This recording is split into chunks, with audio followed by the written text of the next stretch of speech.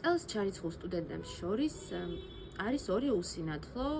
მინიმუმ ორი, რაც ვიცით, 202 სკოლის კურსდამთავრებული და მათ შორის ჩვენთვის ყველაზე ისეთი აღმაფრთოვანებელი ამბავია და უპრეცედენტო არის მარიამ მაჭარაშვილი, რომელიც ჩაირიცხა თესეუს მათემატიკის ფაკულტეტზე. მას უნდოდა მათემატიკის სწავლა და ალბათ ერთ-ერთი ყოველ შემთხვევაში პირველი უსინათლო, ვინც ჩვენ ვიცით და ვინც გვახსოვს საქართველოში, ვინც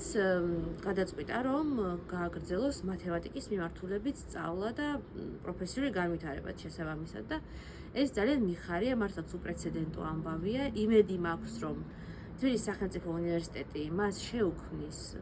მისთვის საჭირო სასწავლო გარემოს, რომ მან შეძლოს მათემატიკას როგორც მეცნიერებას და როგორც პროფესიას, ისე რომ დაეუფლოს და ბოლოს და ბოლოს ყავდნენ უსინათლოები სხვადასხვა